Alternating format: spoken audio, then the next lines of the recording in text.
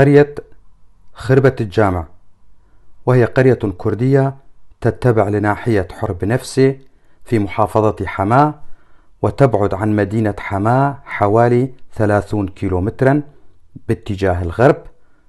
عدد البيوت حوالي 400 بيت، وعدد السكان 1500 شخص يتكلمون اللغة الكردية.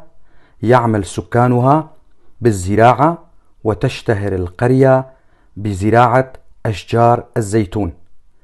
من العائلات الموجودة في هذه القرية آل حمو وعبدو ويوسف وشبلي وخليل والجعبو.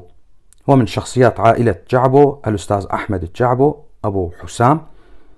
كل الشكر لأهالي القرية كونهم حافظوا على لغتهم الكردية. دمتم بخير. أهلنا في قرية خربة الجامع.